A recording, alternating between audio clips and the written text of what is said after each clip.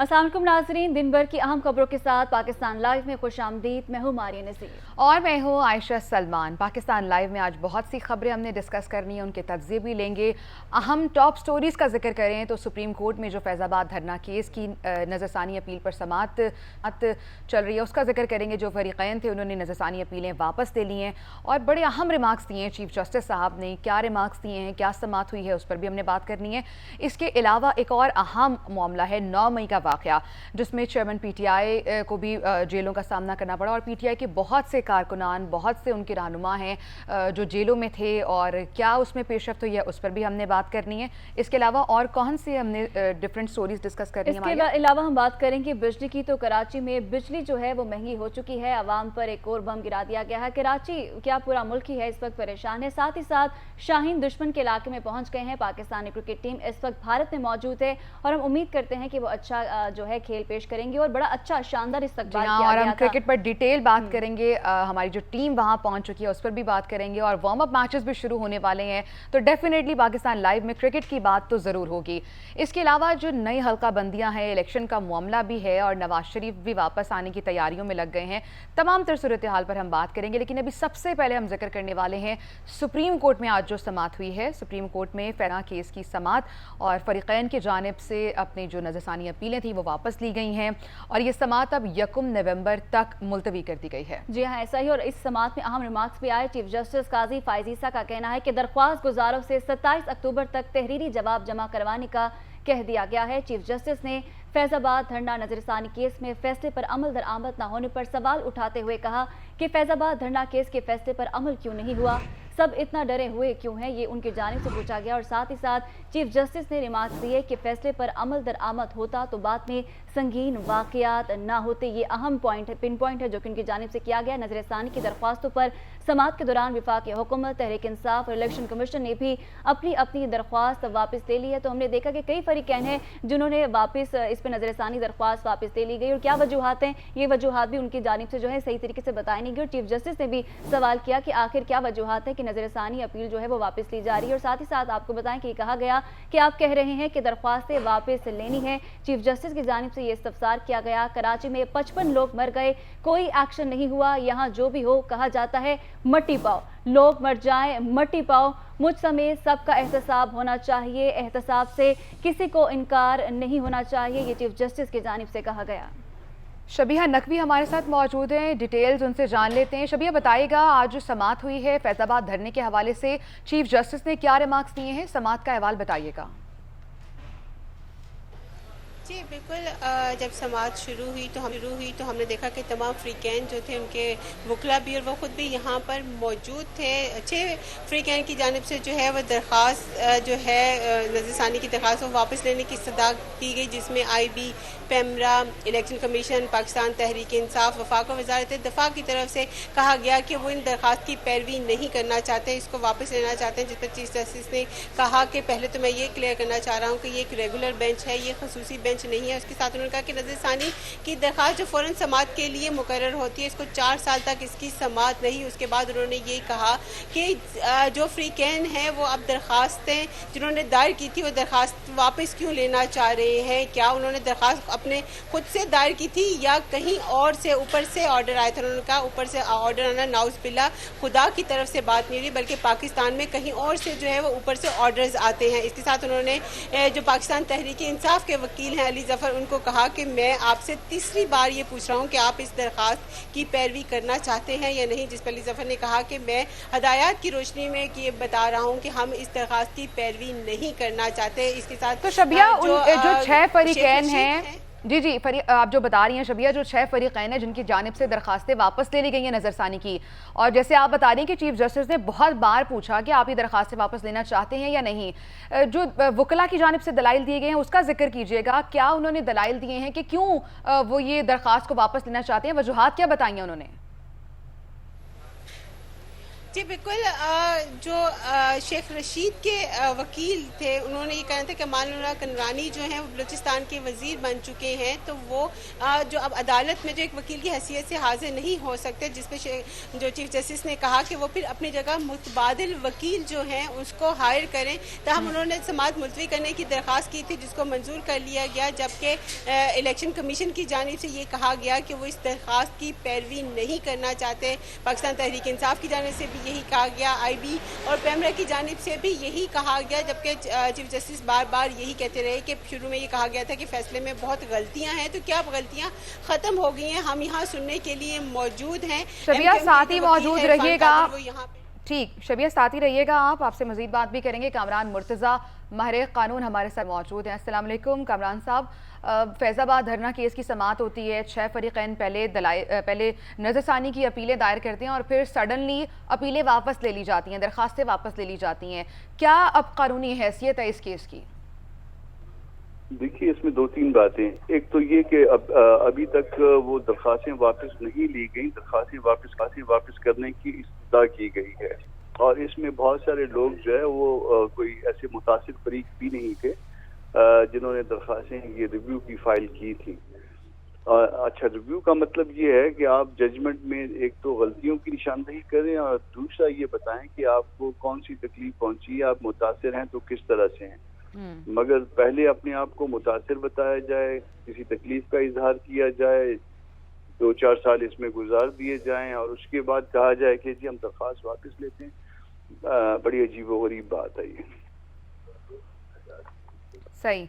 अच्छा कामरान साहब, आप बता रहे हैं कि अभी इस्तदा, हमारी जो कोर्ट रिपोर्टर हैं वो भी यही बता रही थी कि इस्तदा की गई है कि हम दरख्वास्तें वापस लेती हैं और चीफ जस्टिस ने आज एक बार नहीं, 2 बार नहीं, 3 बार पूछा और बारहा पूछा कि आप वाकई ये वापस लेना चाहते हैं, रिव्यू पिटिशन जो आपने दायर की है। तो ये उन्होंने जिक्र किया कि दरख्वास्तों ये रिव्यू का जो पिटिशन दायर करने का आपको अहकामात थे कहीं ऊपर से आए थे, ये उन्होंने जिक्र किया है। तो आप क्या समझते हैं, अब ये इस्तदा जो 6 फरीक़ैन हैं उनकी अगर रिव्यू पिटिशन वापस हो जाती है तो फिर केस का जो फैसला है वो वहीं बरकरार रहेगा अपनी जगह पर, उसकी वही कानूनी हैसियत होगी? देखिए, अगर दरख्वास्तें विड्रॉ कर लेते हैं तो फिर तो वो हुक्म तो पहले भी जो है वो बहाल है। कोई रिव्यू में कोई हुक्म जो है वो सस्पेंड नहीं हो जाता, मुअत्तल नहीं हो जाता। उसके ऊपर वैसे भी अमल होना चाहिए था, मगर ये एक तरह से टैक्टिक्स थी इसको डिले करने के लिए सारे मामले को। और वो टैक्टिक्स में जो है ना वो 4 साल तो आप कह सकते हैं कि लोग कामयाब रहे जो इसको डिले करना चाह रहे थे। अब इंसिडेंटली जो है ना वो केस फिक्स हो गया और उन जज साहब के पास आ गया जिनसे अवॉइड किया जाता था, तो उसके नतीजे में जो है ना अब ये जो है वो एक नई स्ट्रेटेजी अपनाई गई है कि शायद वापस ले लें, फिर उसके बाद जो है ना आज ये वापस ले लें, फिर कल किसी और की तरफ से आ जाएंगे, आज आप वापस ले लें, कल मैं आ जाऊंगा कि जी मैं भी मुतासिर फरीक हूँ और फिर 2 साल मजीद के बाद। कामरान मुर्तज़ा साहब, कोई एक स्पेसिफिक रीजंस भी नहीं बताई गई हैं पिटिशन वापस लेने के लिए, कोई ठोस वजूहात भी नहीं बताई गई हैं आज? आपको नहीं लगता है इससे अदालत का वक्त ज़ाया करने की कोशिश की जाती है और बहुत से ऐसे इल्तवा के केसेस हैं जो इंतज़ार कर रहे हैं सुनवाई का?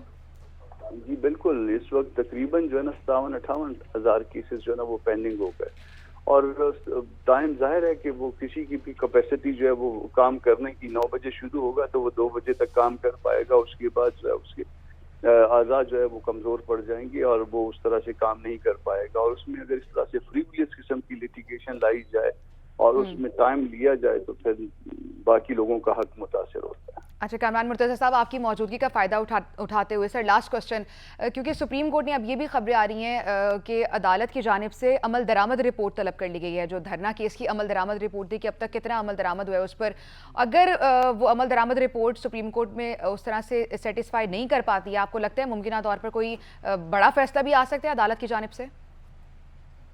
बड़ा फैसला जो है या होगा या होना चाहिए वो ये कि हर एक दस्तूर के दायरे के अंदर है। ये एक पाकिस्तान का मर्ज यही है और पाकिस्तान के मर्ज की दवा यही है। लोग दस्तूर के दायरे से हाथ और पांव बाहर निकाल लेते हैं और जब हाथ और पांव बाहर निकालते हैं, उस बाउंड्री से बाहर निकलते हैं तो नुकसान पाकिस्तान को पहुंचता है। अगर पाकिस्तान को आपने आगे लेके जाना है तो दस्तूर के दायरे के अंदर, और वो उसमें ताकतवर भी शामिल हैं, उसमें ऐसे गैर ताकतवर तो बेचारे कुछ कर नहीं सकते, वो तो मजबूर हैं। तो दस्तूर के दायरे के अंदर लाने की जरूरत है और बड़ा फैसला और अहम फैसला इसी दस्तूर पे अमल दरामद का हो सकता है या होना चाहिए। सही, बहुत बहुत शुक्रिया। कामरान मुर्तज़ा माहिर क़ानून हमारे साथ मौजूद थे और फैज़ाबाद धरना केस के हवाले से उनसे हमने भी जानी है, क़ानूनी माहिर हैं और वो कह रहे हैं जिस तरह से भी शह फ़रीक़ैन की जानिब से सिर्फ दरख्वास्त दायर की गई, इस्तदा की गई कि हम अपने पिटीशंस वापस याद हो कि इससे पहले भी एक समाअत होती है जिसमें जस्टिस काजी फाइज़ा कहते हैं कि अब तारीख पर तारीख नहीं ली जाएगी, तो अब जो है अब तो थोड़ा डिले आ चुका है इस केस के अंदर। अब ये देखना है कि 1 नवंबर को क्या अमल दरामद होता है, क्या कोई फैसला आता है, किस तरह से ये केस आगे बढ़ेगा। आगे बढ़े और आपको बताएं कि फैज़ाबाद धरना केस का पस मंज़र 5 नवंबर 2017 को TLP ने इस्लामाबाद के फैज़ाबाद इंटरचेंज पर धरना दिया। यह धरना इंतखाबी हल्फनामे में ख़त्म नबूवत के मामले पर मुतनाज़ा तरमीम के खिलाफ दिया गया था। हुकूमत ने धरना मुजाहिरीन के खिलाफ 25 नवंबर को ऑपरेशन किया। ऑपरेशन के खिलाफ TLP ने मुल्क भर में एहतजाज और मुजाहरे किए। मुजाहिरों से आवाम को शदीद मुश्किलात का सामना भी करना पड़ा। साथ ही साथ 27 नवंबर 2017 को नवाज हुकूमत ने वजीर कानून जाहिद हामिद को हटा दिया। TLP के गिरफ्तार कारकुनों को भी रिहा किया गया, जिसके बाद धरना खत्म कर दिया गया। तो ये वो पस मंजर है जिसे हम अपने नाजरीन को आगाह कर रहे हैं। जी हाँ, फैज़ाबाद धरना किसने दिया था, क्यों दिया था, वो हकायक हम आपको बता रहे हैं। TLP के गिरफ्तार कारकुनों को भी रिहा किया गया था, जिसके बाद धरना खत्म कर दिया गया था। आगे बढ़ेंगे, एक और ख़बर है जिस पर हमने बात करनी है। फैज़ाबाद धरना केस का पस मंज़र तो हमने आपको बताया कि जिस तरह से ये केस स्टार्ट हुआ, 5 नवंबर 2017 को TLP ने इस्लामाबाद के फैज़ाबाद इंटरचेंज पर धरना दिया था। फैज़ाबाद धरना अदालती फ़ैसले में क्या कहा गया था? सरकारी इदारों के मुलाजमीन पर सियासी सरगर्मियों में हिस्सा लेने का इल्ज़ाम था। इसके साथ साथ अदालत ने हुकूमत को सरकारी मुलाजमीन के ख़िलाफ़ कार्रवाई का हुक्म भी दिया था। ये अदालती अहकामात हैं जिनकी हम बात कर रहे हैं। सिक्योरिटी और खुफिया इदारों को अपने दायरे इख्तियार में रहने की हिदायत की गई थी। ये अदालती अहकामात हैं। अदालती फैसले में क्या कहा गया था वो डिटेल्स आपको बता रहे हैं कि अदालत ने सिक्योरिटी इदारों के सरबराहान को वजारत दिफा के तवस्सुत से हुक्म दिया था और अदालत का हुक्म यह था कि हल्फ की खिलाफ वर्जी करने वाले एहलकारों के खिलाफ कार्रवाई की जाएगी। और फैज़ाबाद धरना केस में अदालती फैसले में कहा गया था कि आईने पाकिस्तान सिक्योरिटी इदारों को सियासी जमात की हिमायत से रोकता है। सिक्योरिटी इदारों को अपने मैंडेट से तजावुज़ नहीं करना चाहिए। ये वो अदालती फैसला है जो इस केस में सामने आया था। चैनल्स और अखबारात की नशर व इशाअत में मुदाखलत का कोई इख्तियार नहीं है। हुकूमत या कोई भी खुफिया इदारा इजहार राय की आज़ादी पर कदगन नहीं लगा सकता।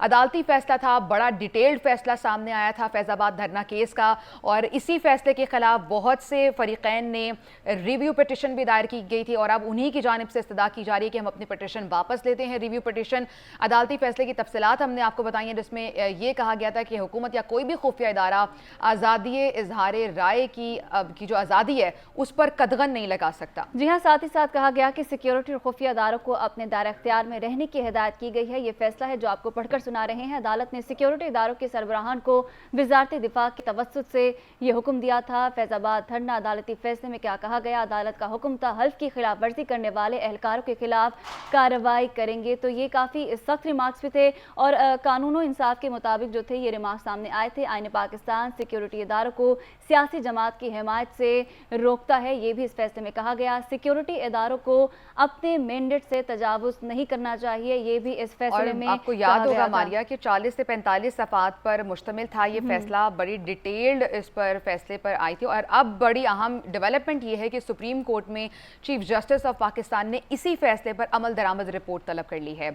तो अब ये केस में जो भी पेशरफ्त होगी उसके उस हवाले से तो हम आपको अपडेट रखेंगे। एक और अहम मामला है 9 मई का मामला, उस पर हमने बात करनी है। चेयरमैन PTI 9 मई के वाक़यात की कसूरवार करार पाए हैं। प्रोसिक्यूशन ने 11 मुकदमात का चालान खुसूसी अदालत में जमा करा दिया है। उमर सरफराज चीमा, मियां महमूद रशीद, डॉक्टर यास्मीन राशिद को भी इसमें जिम्मेदार ठहराया गया है। खदीजा शाह, सनम जावेद समेत दीगर गिरफ्तार मुल्जिमान भी इसमें कसूरवार करार पाए हैं। जना हाउस हमला केस, अस्करी टावर हमला, शादमान थाना जलाने के मुकदमे का चालान भी जमा कराया गया है। शेरपाव पुल पर जलाओ घेराव करने का मुकदमा का चालान भी जमा करवा दिया गया है। प्रोसिक्यूशन ने 11 मुकदमात का चालान खुसूसी अदालत में जमा करा दिया है। और आयशा, ये वो दिन है जिस दिन हमने देखा कि मुल्की अमलाक को बुरी तरह से जलाया गया। जिना हाउस का जो हाल किया गया, उसकी तोड़ फोड़ की गई, उसको वो मनाजिर भी दिखा रहे हैं मुजाहिरीन की जानिब से जी हाँ जलाया गया। ये वो वाकयात है जिसके बाद अब 11 मुकदमात का चालान खुसूसी अदालत में पेश किया जाएगा। इसी पर मजीद तफसीलात जानेंगे सुलेमान अवान से। सुलेमान अवान, कसूरवार करार दिया गया है इस केस के अंदर, अब इसके बाद क्या होगा? हाँ जी बिल्कुल, JIT ने 9 मई के जना हाउस हमला समेत 11 मुकदमात की तहकीकात करके अलग अलग चलान सादे दहशतगर्दी की खुसूसी अदालत में जमा करा दिया है। इसमें चेयरमैन PTI साबिक गवर्नर उमर सरफराज चीमा, मियां महमूद रशीद समेत दीगर मुल्जमान को कसूरवार ठहराया गया है। प्रोसिक्यूशन ने JIT की जानिब से भिजवाए गए 9 मई वाकयात से मुतल्लिक 11 मुकदमात का चलान सादे दहशतगर्दी की अदालत में जमा करवाया है। चलान जमा होने के बाद जो मुल्जमान गिरफ्तार हैं इसमें उमर सरफराज चीमा है, मियां महमूद रशीद है, एजाज चौधरी है, डॉक्टर यास्मीन राशिद समेत जो खवातीन मुल्जमा हैं उनमें MN आलिया हमजा हैं और तैयबा राजा है, सनम जफर, खतीजा शाह है। और ये जो मुल्जमान जो गिरफ्तार हैं इनकी हद तक ट्रायल का सिलसिला जो है वो जारी हो जाएगा, जबकि इन मुकदमात में अभी चेयरमैन PTI की अभी गिरफ्तारी जो है वो नहीं डालेगी। जैसे ही उनकी भी गिरफ्तारी डाली जाएगी और उनकी भी हद तक चलान जो है वो जमा करवाया जाएगा, इसके बाद एक मुकम्मल तौर पर ट्रायल का आगाज किया जाएगा। जो शवाहिद हैं, जो गवाहान हैं वो अदालत में पेश होंगे और जो मुल्जमान हैं उनके वकील भी जो है वो अदालत में पेश होंगे और मुकम्मल जो ट्रायल है, जो शवाहिद है वो सामने रखे जाएंगे। प्रोसिक्यूटर की जानिब से जो तमाम तर जो सबूत इन वाकयात से मिलते हैं वो सामने रखे जाएंगे और उसके बाद जो है इस ट्रायल का आगाज किया जाएगा। JIT से जो आज रिपोर्ट जमा करवाई गई है उसमें बहुत से इंकशाफात सामने हैं, जिसमें चलान में कहा गया है कि चेयरमैन PTI जो गुनाहगार हैं वो डिजिटल और फ्रांसिक शवाहिद के अलावा बयानात पर करार दी गई है उनकी, और चेयरमैन PTI की कंटोनमेंट इलाकों में हमले के हवाले से बयानात मनसूबाबंदी की तरफ जो है वो इशारा करते हैं। JIT की रिपोर्ट जो है उसमें ये भी सामने आया है कि 9 मई के वाकयात जो है वो बाकायदा तौर पर सोची समझी साजिश के तहत किए गए हैं।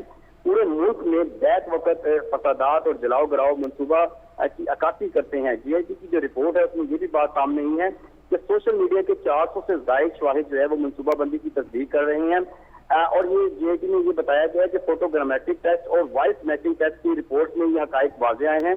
तमाम मुकदमात के चलान में बगावत की दफा जो है वो शामिल की गई हैं और फ्रांसिक FI और दीगर इदारों की जो रिपोर्ट है वो चलान के साथ लफ्ज की गई हैं। और ये 3 मुकदमात हैं जिनके चलान अभी जो है वो तैयारी के मराहिल में है और 3 मुकदमात के जो चलान वो बाद में अदालत में जमा करवाए जाएंगे। जी, तो बाद में अदालत में जमा कराए जाएंगे। बहुत शुक्रिया। सुलेमान आवान हमारे साथ मौजूद थे। तो 9 मई के वाक़े में जो कसूरवार थे तमाम मुल्ज़मान के खिलाफ ट्रायल चलेगा, उसके अंदर गवाहान पेश किए जाएंगे, कुछ सबूत पेश किए जाएंगे और एक बाकायदा अब ट्रायल का आगाज़ जो है वो होने वाला है। और आप ये देखिए कि 9 मई के बाद अब सितंबर भी ऑलमोस्ट ख़त्म होने वाला है और जो भी इस वाक़े में मुलविस थे वो अभी तक कानून की गिरफ्त में और उन पर केसेस भी चल रहे हैं। और लेकिन कुछ जो मुआफ़ीनामे भी नज़र आए थे, सामने आए थे कि जिन लोगों ने रिग्रेट किया है या शर्मिंदगी का इज़हार किया। और आपने देखा होगा सोशल मीडिया पर वो वीडियोज़, जो बच्चे इसमें मुलविस थे, यंगस्टर्स और बहुत कम उम्र बच्चे होंगे 16-17 साल के, उनके पेरेंट्स को आगे आना पड़ा और पूरी वीडियोज़ जारी करनी पड़ी।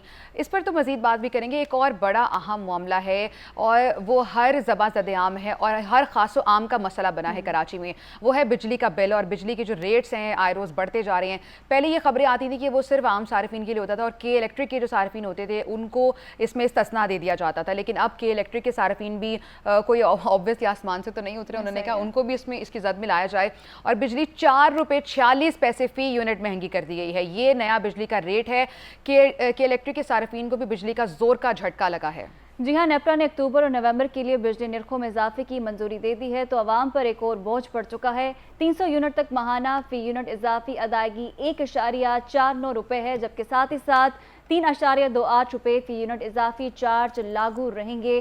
301 से 700 यूनिट तक 2 माह के लिए 3.21 रुपये फ़ी यूनिट इजाफा होगा। 6 माह के लिए 3.28 रुपये का इजाफी बोझ बर्दाश्त करना पड़ेगा आवाम को। दीगर तमाम कैटेगरीज के सार्फिन को 4.46 रुपये की इजाफी लागत देना होगी। तो ये कुछ फिगर्स हैं जिससे आपको आगाह कर रहे हैं कि इलेक्ट्रिक सार्फिन को बिजली का जोर का झटका लगा है। तो इसमें सब में आयशा आवाम बेचारी, आवाम पिस रही है और अरबों का उन पर बोझ पड़ेगा, आवाम पर होगा।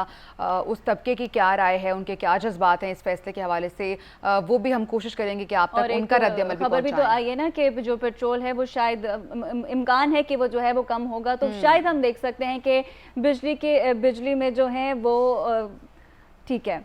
इसी पर हमारे साथ बात करने के लिए मौजूद है सलमान मुजाहिद, MQM के रहनुमा है। सर बहुत शुक्रिया आपके वक्त का। सबसे पहले तो जो कि इलेक्ट्रिक सार्फिन पर जो है बिजली का बोझ पड़ा है, इस हवाले से आप क्या कहेंगे? जी बहुत शुक्रिया। देखें जी, ये तो होता है कि मरे को मारे शाह मदार और ना, आज कराची के लोग वैसे ही लोड शेडिंग के अजाब को झेल रहे हैं या 12-12, 14-14 घंटे की लोड शेडिंग जारी और सारी है।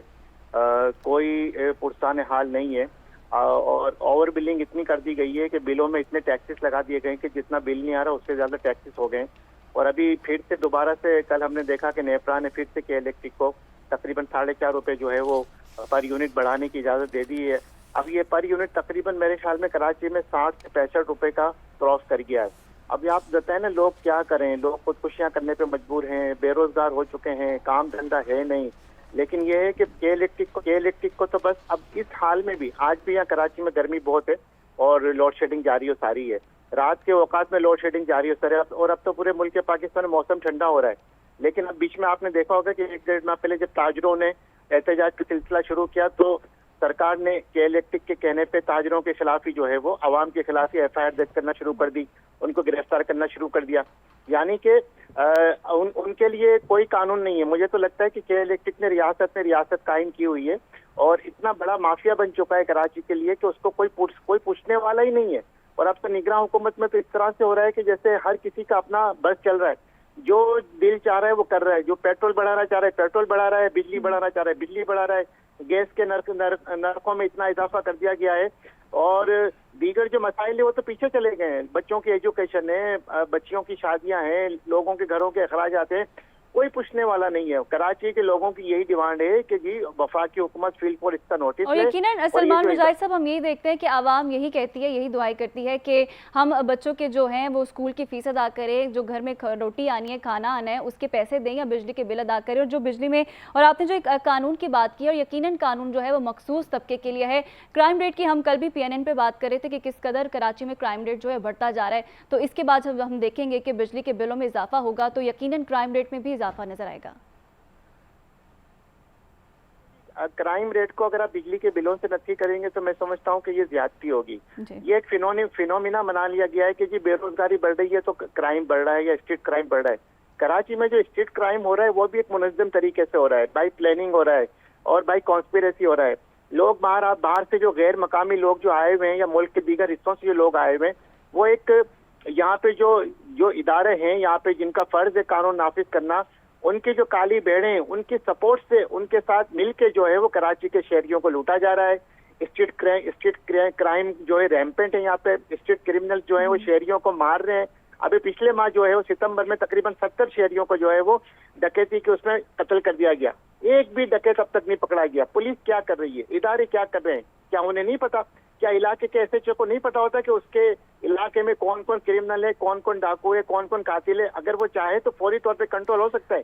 सलमान मुजाहिद साहब, ऐसा ही है, कराची में इस कदर मसाइल हैं, इस मुल्क में इस कदर मसाइल है कि आवाम को नहीं पता वो कहाँ जाए और किससे इंसाफ की दुहाई करें। लेकिन इस वक्त जो बिजली के प्राइसेस बढ़े हैं, इस पर आवाम को क्या करना चाहिए? क्या रद्द अमल देना चाहिए? क्या एहतजाज की तरफ जाना चाहिए? क्या ऑप्शंस क्या हैं? ऑप्शन तो ये है ना कि आवाम ने जब एहतजाज का सिलसिला शुरू किया तो FIR दर्ज करना शुरू हो गई। आवाम को जो है वैसे ही रियासत ने डरा दिया, स्टेट ने डरा दिया। यहाँ पे नेपराक और के इलेक्ट्रिक का भी नेक्सस है और यहाँ पे जो सरकारी इदारे हैं और के इलेक्ट्रिक उसका भी नेक्सस है। जब आवाम सड़कों पे निकलती है लोड शेडिंग के खिलाफ या बिजली की ओवर बिलिंग के खिलाफ या जो मजीद नर्क बढ़ा है उसके खिलाफ एहतजाज करने के लिए, फौरन पुलिस आ जाती है, आवाम पे डंडे बरसा देती है, आवाम को पीछे कर देती है। लेकिन उनके तकालीफ का कोई मदावा करने वाला नहीं है। ऑप्शन यही है कि अब कराची की आवाम जो है वो बिजली के बिल ना अदा करें। मैं अपील करूंगा अब अपनी तरफ से कराची की आवाम से इलेक्ट्रिक के बिजली के बिल अदा ना किए जाएं। सलमान साहब, अभी जो आप कह रहे हैं कि बिल ना अदा करें उससे तो मामला और ख़राब हो जाएंगे और हमारी मैशत की जो हालत है, ये सब चीज़ें पाकिस्तान इसका मुतहमा। सलमान मुजाहिद बलोच साहब साथ ही रहिएगा। जमात इस्लामी से उसामा रजी साहब ने हमें ज्वाइन किया है। अस्सलाम वालेकुम उसामा साहब, जमात इस्लामी एक वक्त आता है सडनली बहुत एक्टिव नज़र आती है और फिर जिसके बाद ये कहा जाता है जमात इस्लामी फिर कहीं मंजर से गायब हो जाती है। कहा जा रहा था कि अगर बिजली के रेट बढ़ेंगे तो हम धरने देंगे। तो सर अब तो रेट बढ़ गया, 1 रुपया नहीं, 2 रुपया नहीं, 2 रुपया नहीं, 4 रुपये बढ़ा है। क्या प्लान है जमात इस्लामी का? बहुत शुक्रिया आपका। देखिए, बिजली के ये तो पूरी एक कारपेट बॉम्बिंग है जो कि मुस्तकिल हुक्मरानों की तरफ से हो रही है और ये अभी से नहीं हो रही है। ये पिछले 15 साल से, जब से ये इलेक्ट्रिक का इदारा बना है, इतनी हुकूमतें इस दौर में कायम हुई, जितने लुटेरे इसके जो है वो शेयर होल्डर रहे, इसकी करप्शन में मुलविस रहे, इसको मुसल्लत करने के जिम्मेदार रहे, वो तमाम लोग इसके जिम्मेदार हैं। और इन तमाम लोगों को जो है वो अवाम की अदालत में, अवाम के कटहरे में खड़ा होना चाहिए। अवाम हमेशा इस किस्म के तमाम मजालिम के खिलाफ सड़कों के ऊपर निकलते रहे हैं। तो एक जमाना तो वो भी था कराची में कि जब मुख्तलिफ पार्टियों के सुपुर्द मुख्तलिफ इलाके कर दिए गए थे और वो भत्ताखोर के तौर पे वहाँ पे लोगों की जाके बिजली अच्छा काटते उसामा थे, साहब, इलेक्ट्रिक वालों के उसामा साथ। रजी साहब, सलमान मुजाहिद बलोच भी हमारे साथ ही मौजूद है, एमक्यूएम से हैं। आप जमात इस्लामी का भी मसला है, अभी वो भी यही बात कर रहे थे कि बेसिकली कराची के अवाम का ये मसला है, पूरे मुल्क का ही मसला है। आप क्या ये बेहतर नहीं होगा कि आप सारी पार्टीज़ को एक्टिव करें, बिकॉज हर पार्टी का ये हर खासो आम का मसला है। सलमान साहब भी हमारे साथ मौजूद है, हमारे प्लेटफॉर्म से कुछ ऐड करना चाहें? बात मसला ये है बीवी के जो चोर हैं, जो डाकू हैं और जो जिसके घर डकैती पड़ी है, वो दोनों एक साथ तो खड़े होकर काम नहीं करेंगे ना। जिन लोगों ने के इलेक्ट्रिक को मुसल्लत किया है, जो इसके जिम्मेदार हैं, उनको तो मुजरिमों के कटहरे में ही होना चाहिए। अवाम को अलबत्ता इसका मुकाबला करने के लिए सड़कों के ऊपर आना चाहिए। उसामा साहब, मैं एमक्यूएम को मिलाने की बात कर रही थी, आप एमक्यूएम को कह रहे हैं कि वो हैं चोर लुटेरे, वो डाकू हैं? मैं तो जितनी भी पार्टियां हैं उसमें एमक्यूएम भी शामिल है, उसमें पीपुल्स पार्टी भी शामिल है, उसमें मुस्लिम लीग नवाज ग्रुप भी शामिल है। ये तीनों पार्टियां तो एक सेकंड सलमान साहब, आपको चोर डाकू लुटेरे कह रहे हैं, एमक्यूएम को भी बीच में ही रगड़ दिया उसामा साहब ने। देखें, मसला ये है कि मैं उसामा साहब की बात का जवाब नहीं देना चाहूंगा। मसला कराची की आवाम का है, कराची के गरीब सर, लेकिन बात एमक्यूएम पे आ गई है, जवाब तो देना पड़ेगा आपको बहैसियत एमक्यूएम के। आप पार्टी के रहनुमा हैं। देखें, एमक्यूएम अपना जो काम कर रही है, एमक्यूएम जो अपना किरदार अदा कर रही है, एमक्यूएम ने अभी हुकूमत के आखिरी दिनों में वजीर आजम से मुलाकात करके वजीर पानी और बिजली को खुर्रम दस्तगीर को यहाँ बुलाया था और के इलेक्ट्रिक ऑफिस में जाके मुलाकात की थी और जो 43 अरब रुपए के जो टैक्स लगवा रहे थे उसको खत्म करवाया, माफ करवाया। एमक्यूएम शेयर कराची को ऑन करती है, एमक्यूएम शेयर यहाँ के शहरियों को ऑन करती है। एमक्यूएम यहाँ के शहरियों की तकालीफ पे सियासत नहीं करती और मुनाफकत नहीं करती। अब जो मेरे भाई जो बात कर रहे हैं वो सबसे बड़ी मुनाफकत तो जमात इस्लामी कर रही है। कि अभी आपने बिल्कुल ठीक कहा कि एकदम से एक्टिव हो जाते हैं, धरना नजर आ जाता है, वो कैसे? लेकिन जब मामला तय हो जाते हैं, जब मामला तय हो जाते हैं, इनके मामला तय हो जाते हैं, पैसे बढ़ जाते हैं, तो फिर वो धरने खत्म हो जाते हैं। अब ना गवर्नर हाउस के सामने धरना नजर आ रहा है, ना के इलेक्ट्रिक के दफ्तर के सामने धरना नजर आ रहा है, ना शारा स्टेशन के ऊपर धरना नजर आ रहा है। लेकिन बात यह है कि पूछा ये जाए कि आप अगर कराची के अवाम के दावेदार हैं, उनकी नुमाइंदगी के दावेदार हैं, तो आप कहाँ हैं? अच्छा सलमान साहब एक सेकंड, कत्ता कलामी माफ कीजिएगा, इजाफा हो गया है। सलमान साहब कत्ता कलामी माफ। उसामा साहब वो कह रहे हैं कि मुलाकातें हुई हैं, आप लोगों की डील हुई है, पैसे बढ़ गए हैं और फिर धरने का प्लान कैंसिल कर दिया है, ऐसा हुआ है कुछ? नहीं, ये तो वो कह रहे हैं ना। मैं तो ये कह रहा हूँ कि जितने मुजरिम हैं इस सिलसिले के, उन मुजरिमों को कटहरे में आना चाहिए। उन मुजरिमों में वो तमाम पार्टियां हैं कि जो इससे पहले हुकूमत में शामिल रही हैं। लिहाजा जब तक ये कटहरे में नहीं आएंगे उस वक्त तक मसला जो है वो चलता रहेगा। अलबत्ता आवाम को अपना प्रेशर बढ़ाने के लिए इन तमाम लोगों के खिलाफ रिजी साहब, आपने जिस तरह कहा कि तमाम पार्टियां ही चोर हैं और सलमान मुजाहिद ने आपके सवाल का जवाब देना ज़्यादा ज़रूरी नहीं समझा, लेकिन हल क्या है? आप क्या दोनों पार्टियां मिलकर, क्योंकि कराची आवाम का बात करनी है ना आपको, तो आप दोनों जो हैं बेसिकली आवाम के लिए खड़े हैं, तो आवाम के लिए आप दोनों मिलकर क्यों नहीं कोई काम करते? और आपके पास क्या ऐसी इस्लाहात हैं, क्या इकदाम है जो आप कर सकते हैं कि कराची को इसमें से निकाल सकें? एमक्यूएम कोई पार्टी नहीं है। एमक्यूएम तो जो है इस मुल्क पर मुसल्लत खुले और छुपे हुक्मरानों का एक हथियार है। लिहाजा उनको तो आप हटा दें सियासी जमातों की फहरिस्त से। हाँ, सियासी जमातों को तमाम इशूज के ऊपर मुश्तरका जिद्दोजहद करनी चाहिए अपने अपने प्लेटफॉर्म से। जमात इस्लामी कर रही है, करती रही है, पहले भी किया है, और जमात इस्लामी इस वक्त कराची की वाहिद तर्जुमान पार्टी है।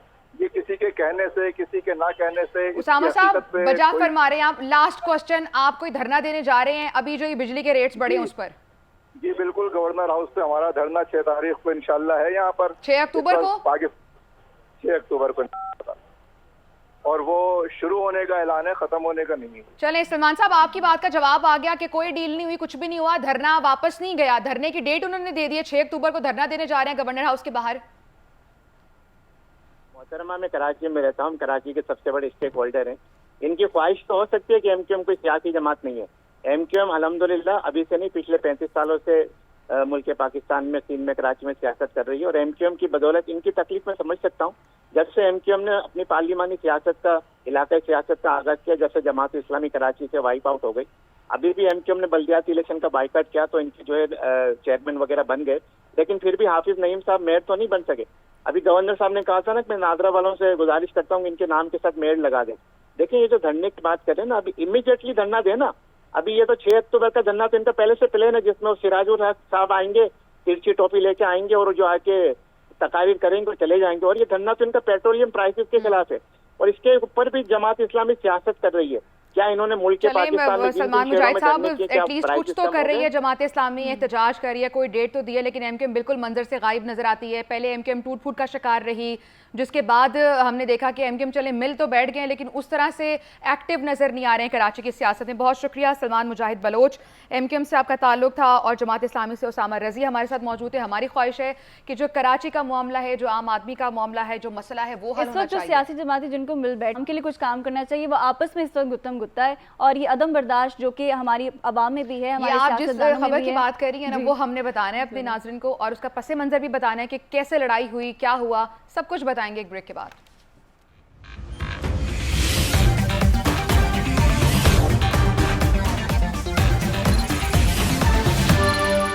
वेलकम बैक नाजरीन। तो इलेक्शंस करीब हैं और उस हवाले से हम डेवलपमेंट्स भी देख रहे हैं और जनवरी के आखिरी हफ्ते में ये कहा जा रहा है कि इलेक्शन होंगे। नई हल्का बंदियों के तहत वज़ीर-ए-आज़म के इंतखाबात के लिए नंबर गेम जो है वो तब्दील कर दी गई है। वज़ीर-ए-आज़म को मुंतखब करने के लिए 169 वोट दरकार होंगे। पुरानी हल्का बंदियों में वज़ीर-ए-आज़म के इंतखाब के लिए 172 अरकान की हमायत दरकार थी।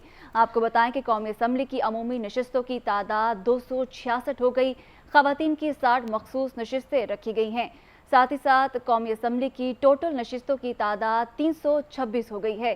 खैबर पख्तूनख्वा के ज़म इजला कौमी असम्बली की 6 नशिस्तों से महरूम हो गए, तो ये एक अहम पॉइंट है। साथ ही साथ ज़म इजला की कौमी असम्बली की नशिस्तें 10 से 4 रह गई हैं। ये इस वक्त डेवलपमेंट है जिससे आपको आगाह कर रहे हैं। बाजोड़ के 2 हल्के NA 40 और 41 थे।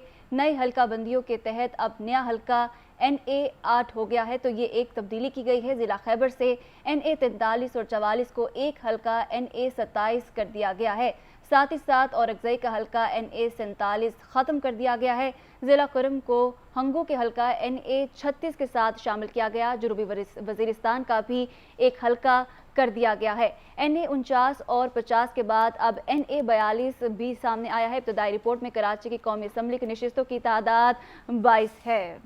इसी पर बात करने के लिए हमारे साथ मौजूद हैं कंवर दिलशाद साहब, साबिक सेक्रेटरी इलेक्शन कमीशन रह चुके हैं। अस्सलाम वालेकुम कंवर दिलशाद साहब, अभी जो ये खबर हमने दी है नई हल्का बंदियों के हवाले से, अब जो पहले 172 सीटें होती थी वज़ीर-ए-आज़म को चाहिए होते थे नंबर, अब वो तब्दील होकर 169 हो गए और काफ़ी ऐसी जगह हैं जहाँ पर जो हल्के हैं वो जम कर दिए गए हैं या उनको कंजस्टेड कर दिया गया है। आप क्या समझते हैं इस फैसले को? क्या ये आवाम के समझने के लिए आसान होगा या आने वाले इलेक्शन में इसमें कुछ डिफिकल्टीज भी पेश आ सकती हैं?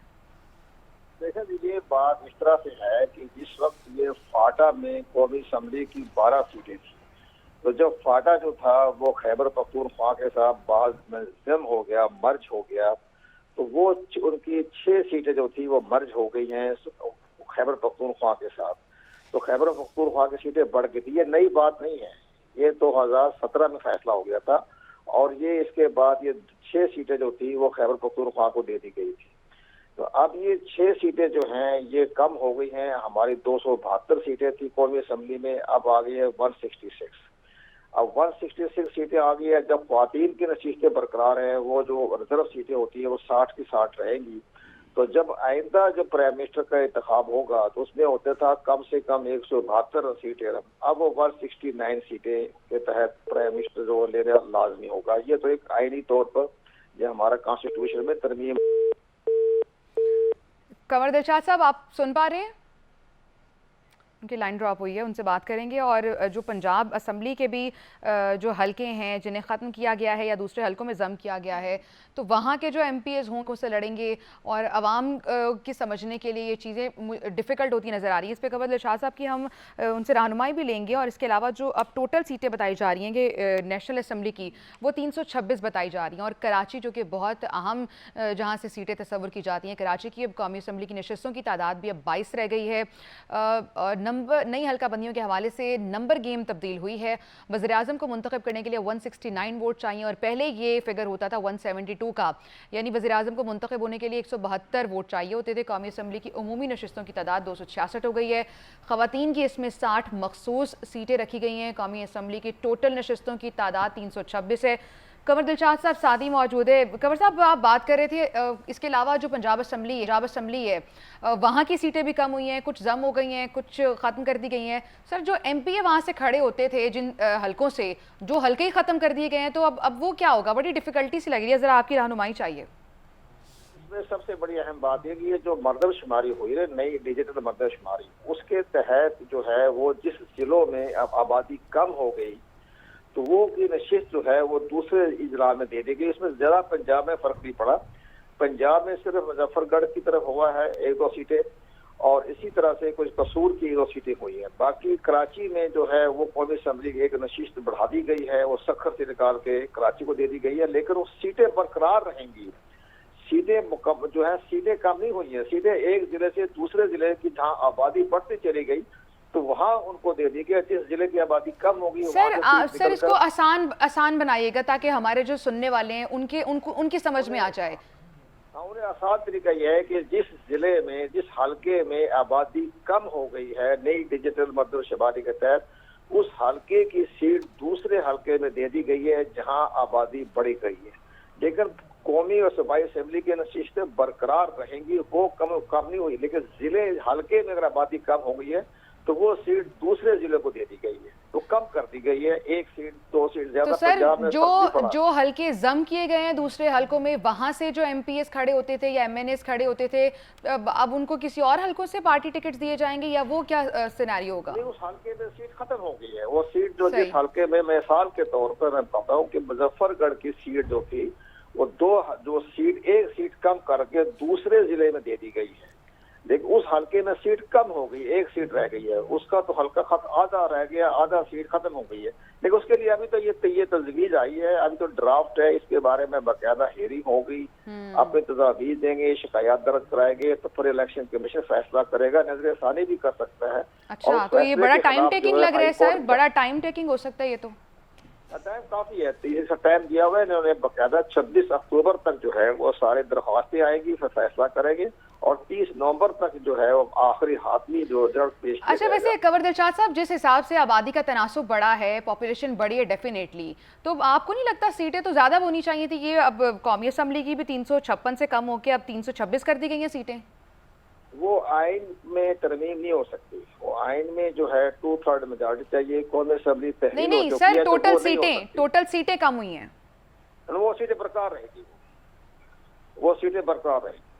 सही। और इसमें नजरसानी भी की जा सकती है जमातों की जानिब से? नजरसानी की जा सकती है, बाकायदा कमीशन बैठेगा, कमीशन में 5 जज बैठेंगे, 5 मेंबर है कमीशन के, फैसला कर ले। अगर कोई दफ्तर वालों से कोई कोताही हो गई है, नजरअंदाज हो गया है, तो वो उनका अजाला करने की पूरी कोशिश करेंगे। इसके बावजूद यानी प्रॉपर तरीकेकार से चला जाएगा, प्रॉपर प्रोसीजर और प्रोसेस के थ्रू चला जाएगा। बहुत बहुत शुक्रिया साबिक secretary election commission Kanwar Dilshad साहब। आयशा, इनकी बातों से ये लग रहा है कि शायद जो है वो वोट भी ट्रांसफर होंगे, और लेकिन जो अभी हतमी फैसला है वो 26 अक्टूबर को होगा। बड़ा डिटेल एनालिसिस उन्होंने दिया, काफी कुछ चीजें समझ आई। बिल्कुल, लेकिन जो मुझे समझ आई है ना कि जो आम इंसान है, आम वोटर है, ये उसके लिए बहुत ज्यादा चैलेंजिंग हो सकता है। प्रॉब्लम जिसको था कि मेरा वोट एक हल्के में है, उसका वोट अगर किसी और हल्के में हो जाए तो उसके लिए वहां वोट जाकर डालना भी बड़ा मुश्किल का सबब बन सकता है। लेकिन अभी जो कंवर साहब कह रहे हैं कि इसकी टाइम टेकिंग प्रोसीजर है और थ्रू प्रोसेस जाएंगे और हर स्टेप के थ्रू जाएंगे।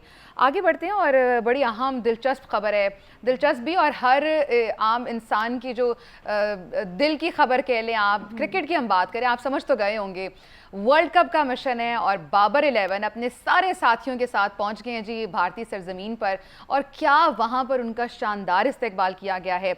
मैं आज सुबह देख रही थी ट्विटर पर, सबके ट्वीट्स आए हैं, उन्होंने प्रॉपर वहां पर वीडियोस शेयर किए हैं और हर एक की ज़बान पर यही अल्फाज लिहाज से कि इतना शानदार इस्तकबाल हमारा यहाँ पर हैदराबाद पहुँचने पर किया गया है। कौमी टीम लाहौर से दुबई में उनका स्टे था 8 से 9 घंटे का, जिसके बाद हैदराबाद दक्कन पहुँची है। कौमी टीम के बॉलिंग कोच मोर्ने मोरकल ने दुबई में भी टीम को ज्वाइन किया था और बाबर आजम ने मद्दाहों से दरख्वास्त भी की है, अपील भी की है और उन्होंने कहा है कि जी ग्रीन शर्ट्स 29 सितंबर को न्यूजीलैंड के खिलाफ पहला वार्म अप मैच, यानी कल उनका पहला वार्म अप मैच होगा और आज प्रैक्टिस सेशन भी है। और जो हम विजुअल्स की बात करें, हमने वो विजुअल्स देखे हैं, क्या शानदार विजुअल्स थे, कितनी तादाद में लोग थे वहां पर। बाबर आजम और मुख्तलिफ प्लेयर्स के नाम लेके तो उनका वेलकम किया जा रहा है, बहुत ज्यादा प्रेज किया जा रहा है। अच्छा, आप लोग पहले कुछ एक रिपोर्ट देखिए फिर बात करते हैं। आईसीसी वर्ल्ड कप में शिरकत के लिए पाकिस्तान क्रिकेट टीम भारत पहुंच गई। कौमी टीम ने भारत जाने से पहले दुबई में 9 घंटे कयाम किया। बॉलिंग कोच मोर्ने मोरकल ने दुबई में टीम को ज्वाइन किया। कप्तान बाबर आजम वर्ल्ड कप में अच्छी कारकर्दगी दिखाने के लिए पुरअज़्म, कहते हैं टीम का मोराल बुलंद है, कोशिश करेंगे अच्छा खेलें और वर्ल्ड कप जीत कर आएं। कौमी टीम 29 सितंबर को अपना पहला वार्म अप मैच खेलेगी। दूसरा वार्म अप मैच 3 अक्टूबर को ऑस्ट्रेलिया के खिलाफ हैदराबाद में ही शेड्यूल है। पाकिस्तान वर्ल्ड कप में 6 अक्टूबर को नीदरलैंड्स के खिलाफ मैदान में उतरेगी। पाकिस्तान और भारत का मुकाबला 14 अक्टूबर को होगा। तो ये तो डिटेल्स और शेड्यूल था कि कब कब कहाँ मैचेस होंगे पाकिस्तान के। और कल जो पाकिस्तान का एक शानदार इस्तकबाल किया गया वो भी बड़ा ज़बरदस्त था देखने में। और आपको बताएं आगे के जो हमारी भारत के खिलाफ, जो भारत के शहर हैदराबाद के एयरपोर्ट पर कौमी टीम की आमद, भारतीय शहरी बाबर आजम की एक झलक देखने के लिए बेचैन हो गए शायकीन क्रिकेट। और एयरपोर्ट पर भारतीय शहरी और फोटोग्राफर्स पापराजी बाबर आजम को देखकर नारे लगाने लगे कि भारतीय शहरियों ने बाबर भाई के नारे लगा दिए थे। यानी आप देखें, इतना वार्म वेलकम और इतने सालों के बाद हमारे प्लेयर्स वहां पर पहुंचे हैं, उनका ये शानदार इस्तेकबाल डेफिनेटली उनका मोराल तो हाई करेगा। है जो कि पहली बार गए हैं पाकिस्तान। और ये बाबर के दीवाने जो एक उनकी झलक देखने के लिए तरस रहे थे, पहले आप भी देखिए और इस्तेकबाल। और मैं तो कुछ वो भी देख रही थी, आयशा क्यों ना गिफ्ट किया गया बाबर आजम से। वो तो वनडे के टॉप के प्लेयर हैं, रैंकिंग जो आई थी उसमें बाबर आजम टॉप पे थे। और इसके अलावा भी बात बड़ी जबरदस्त है कि क्रिकेट से ये मोहब्बत है। हाँ, ये क्रिकेट दीवाने हैं, ये इनको नहीं पता ये पाकिस्तान की टीम है। लेकिन अगर विराट कोहली यहाँ पर आए तो मैं आपको गारंटी देती हूँ उनका इससे भी ज़्यादा शानदार इस्तेमाल किया जाएगा। बिकॉज जो क्रिकेट लवर्स हैं वो क्रिकेट को सियासत की नज़र नहीं करते हैं। भारत में कौमी क्रिकेट टीम का जो इस्तेकबाल हुआ है शानदार तो था ही। सिक्योरिटी फोर्सेज ने एयरपोर्ट पर मद्दाह से पाकिस्तानी झंडा ले लिया। चाचा बशीर की हम बात कर रहे हैं, जो चाचा क्रिकेट भी जिन्हें कहा जाता है। एयरपोर्ट पर पाकिस्तानी टीम के इस्तकबाल के लिए वो झंडा साथ लेके गए थे, पाकिस्तान का झंडा। सिक्योरिटी वालों ने उनसे झंडा तो ले लिया और कहा कि मेरे कपड़े पाकिस्तान के रंग के हैं। अब ऑब्वियसली वो कपड़े तो नहीं ले सकते थे। वाज़ेह रहे कि वर्ल्ड कप 2023 में पाकिस्तानी टीम को सपोर्ट करने के लिए पाकिस्तानी फ़ैन चाचा बशीर अमेरिका से भारत पहुँचे थे। इंडिया जीतेगा। अब बोलो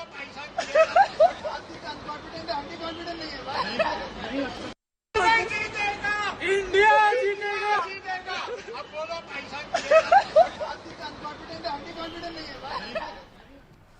अच्छा, डेफिनेटली ये कोई अच्छी खबर तो नहीं है, लेकिन हर तरह के लोग मौजूद होते हैं वहाँ पर। वही ना, जहाँ में इतने अच्छे मोमेंट्स देखे, कितना अच्छा शानदार इस्तकबाल किया गया। तो वहीं पर एक हमारे चाचा बशीर के साथ जो है ये वाकया पेश आता है जहाँ पर उनसे झंडा ले लिया जाता है। हर तरह के लोग हर तरह मौजूद होते हैं, एक्सट्रीमिस्ट भी होते हैं, जहाँ अच्छे लोग हैं वहाँ बुरे लोग भी हैं। भारत पहुँचने के बाद जो पाकिस्तानी टीम का पहला ट्रेनिंग सेशन है उसका आगाज़ आज हो चुका है। पाकिस्तानी खिलाड़ियों ने हैदराबाद के राजीव गांधी स्टेडियम में ट्रेनिंग की है, जो कि बहुत ज़रूरी है। ट्रेनिंग सेशन में बाबर आजम, शाहीन अफरीदी, हसन अली ने भी शिरकत की है। साथ ही साथ हारिस रऊफ, इफ्तिखार अहमद, सलमान अली आगा, फ़खर जमान भी ट्रेनिंग में शरीक हुए। मोहम्मद वसीम जूनियर, मोहम्मद हारिस और जमान खान ने भी ट्रेनिंग में शिरकत की। खिलाड़ियों ने स्टेडियम के अंदर वार्म अप और फील्डिंग की मशक़ें की, जबकि नेट एरिया में नेट सेशन भी किया। तो इस वक्त ट्रेनिंग का आगाज़ हो चुका है। कल एक वार्म अप मैच है न्यूजीलैंड के साथ और यकीनन उसमें एक अच्छा परफॉर्म करने के लिए जो है इस वक्त ये ट्रेनिंग सेशन जारी है। और फिर वर्ल्ड कप है जिसमें इंशाल्लाह उम्मीद है कि पाकिस्तान अच्छा परफॉर्म करेगा। और जो ये इस्तकबाल हुआ इससे टीम का मोराल डेफिनेटली हाई हुआ होगा। कल के मैच में परफॉर्मेंस भी देखेंगे टीम की। बहुत सी अहम और इंटरेस्टिंग खबरें आपसे शेयर करेंगे अगले घंटे में। अभी पाकिस्तान लाइव से इतना ही, कुछ ही देर में हाजिर होंगे हेडलाइंस के साथ। हमारे साथ रहें।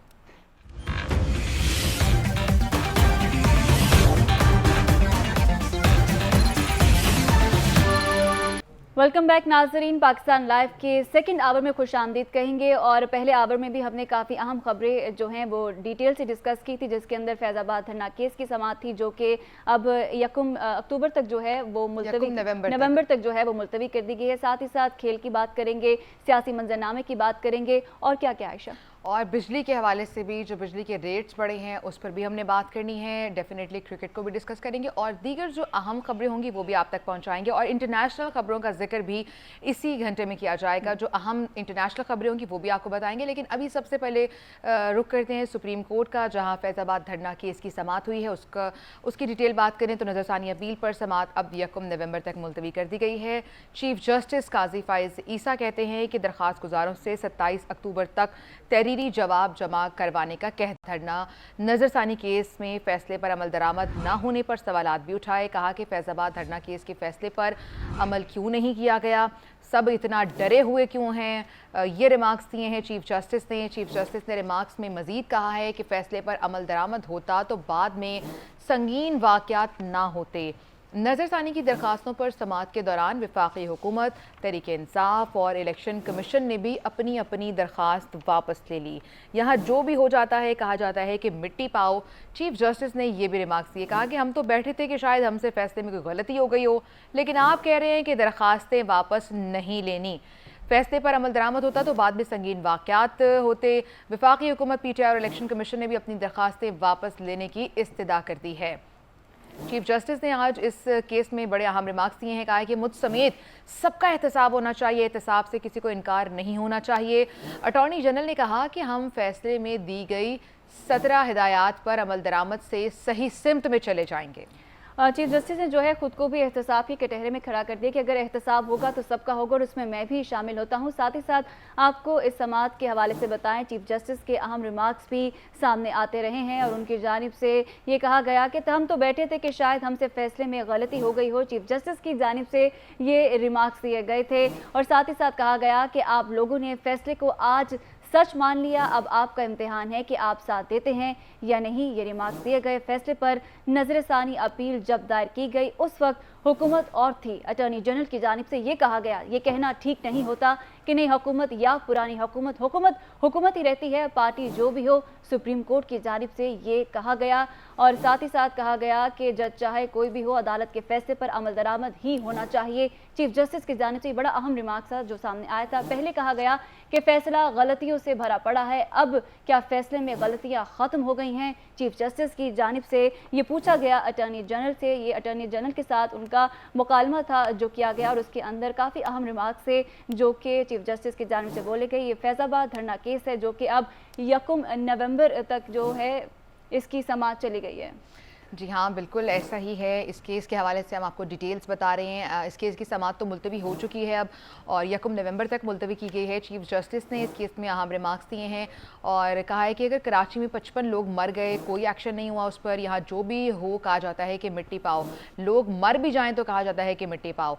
सुप्रीम कोर्ट में फैज़ाबाद धरना केस पर नज़रसानी अपील और इसकी समाअत हुई है और समाअत अब 1 नवंबर तक मुलतवी कर दी गई है। फैसले पर अमल दरामद होता तो बाद में संगीन वाक़यात ना होते। वफाकी हुकूमत, PTI, इलेक्शन कमीशन ने भी अपनी दरख्वास्त वापस ले ली हैं। हम तो बैठे थे कि शायद हमसे फैसले में गलती हो गई है। चीफ जस्टिस ने कहा कि आप लोग तो कह रहे हैं कि दरख्वास्तें ही वापस लेनी हैं।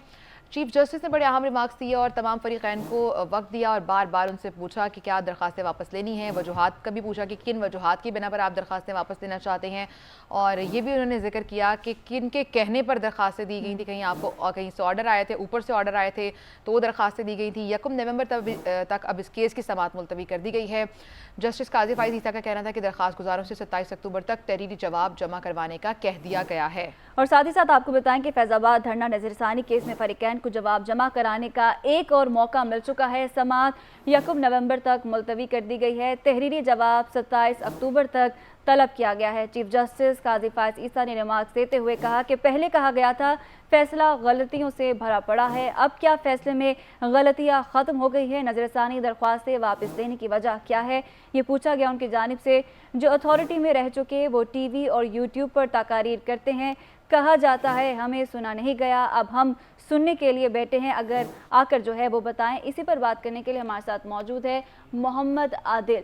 आदिल, आज अहम समाअत हुई है फैज़ाबाद धरना केस के हवाले से। अब 1 नवंबर तक ये समाअत जो है वो डिले कर दी गई है और साथ ही साथ 27 अक्टूबर तक तहरीरी जवाब जो है वो तलब किया गया है सुप्रीम कोर्ट की जानिब से। पहले तो इस समाअत के हवाले से बताइएगा। देखिए, आज बड़ी इम्पोर्टेंट हियरिंग थी और इसमें तकरीबन जो तमाम दरख्वास्त गुजार थे जिन्होंने नजरसानी की दरख्वास्त दी थी वो तकरीबन चाहे वजारत दिफा हो, चाहे इलेक्शन कमीशन हो, चाहे फतरा हो, सब ने वापस ले ली थी। लेकिन इसके बावजूद जो आज चीफ जस्टिस के जो रिमार्क्स थे वो बहुत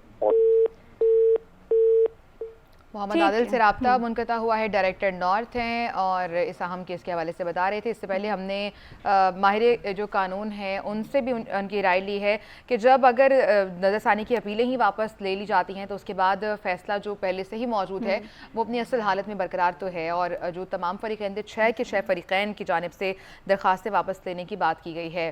फैज़ाबाद धरना नज़रसानी केस सुप्रीम कोर्ट में इसकी आज समाअत हुई है। मोहम्मद आदिल हमारे साथ मौजूद हैं, डायरेक्टर नॉर्थ हैं, उनसे बात करेंगे। अस्सलाम वालेकुम आदिल, इस पर आज जो समाअत हुई है, अब समाअत तो मुलतवी हो गई है, 6 फ़रीक़ैन ने दरख्वास्तें वापस दी हैं। बड़ा अहम नुक्ता जो आज चीफ जस्टिस ने उठाया कि किसके कहने पर आप लोगों ने ये दरख्वास्तें दी थी जो रिव्यू पिटिशंस दी गई थी और अब वापस ली जा रही हैं, कोई ठोस शवाहिद भी नहीं बताए गए, ना वजूहात बताई गई हैं।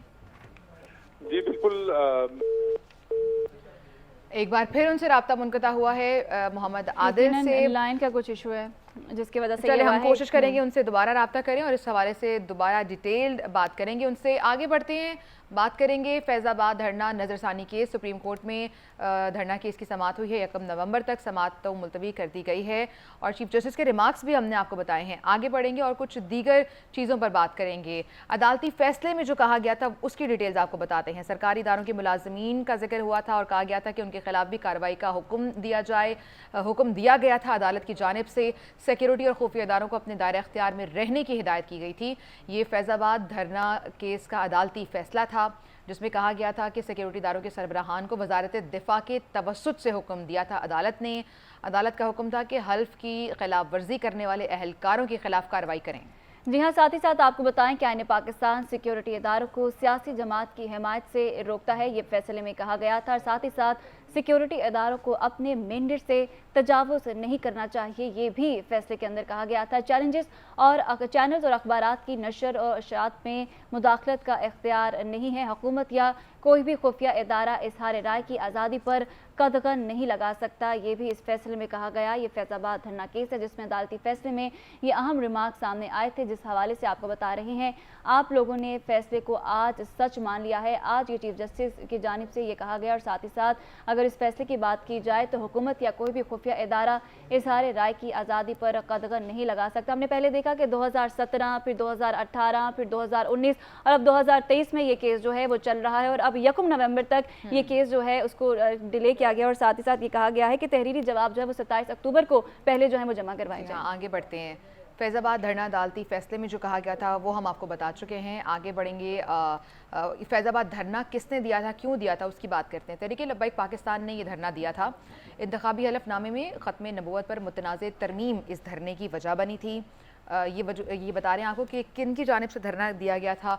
हुकूमत ने धरना मुजाहिरीन के खिलाफ 25 नवंबर 2017 को ऑपरेशन किया था।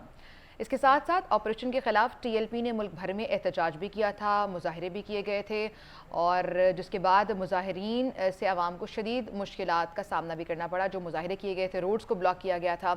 27 नवंबर 2017 को TLP के मुतालबे पर वज़ीर क़ानून जाहिद हामिद को हटा दिया गया, उन्हें इस्तीफ़ा देना पड़ा। TLP के गिरफ्तार कारकुनों को भी रिहा किया गया था, जिसके बाद धरना ख़त्म कर दिया गया था। फैज़ाबाद धरने की कुछ हक़ाइक़ आपको बता रहे हैं कि ये धरना किसने दिया था, क्यों दिया था, किन वजूहात की बिना पर दिया गया था, वो तमाम तर डिटेल हमने आपको बताई हैं चीज़ें। TLP के कारकुनान थे जो गिरफ्तार, उन्हें रिहा किया गया था, जिसके बाद एक सुलहनामा आया था, धरना ख़त्म कर दिया गया था और जिसके बाद ये मामला सुप्रीम कोर्ट में भी चला था और उसका फैज़ाबाद को धरना केस का फ़ैसला भी सबके सामने है, उसकी भी आपको हम डिटेल चीज़ें बता चुके हैं। आगे बढ़ेंगे, कुछ सियासत की बात करें तो आसिफ अली जरदारी का बुलावा आ चुका है। उन्हें कहा गया है कि वो हाजिर हों, जाली अकाउंट्स केस में उन्हें बुलाया गया है। साबिक सदर आसिफ अली जरदारी को तलब कर लिया गया है। जी हाँ, तोशा खाना केस में ये कहा जा रहा है कि आसिफ अली जरदारी और यूसुफ रजा गलानी को जो है बुलावा आ चुका है। एहतसाब अदालत ने 24 अक्टूबर के लिए नोटिस जारी कर दिए हैं। अदालत की साबिक सदर और साबिक वज़ीर-ए-आज़म को ज़ाती हैसियत में पेश होने की हिदायत की गई है। तो एक और तोशा खाना केस लग रहा है कि खुल गया है और उसके अंदर साबिक सदर और साबिक वज़ीर-ए-आज़म को बुलावा आ चुका है।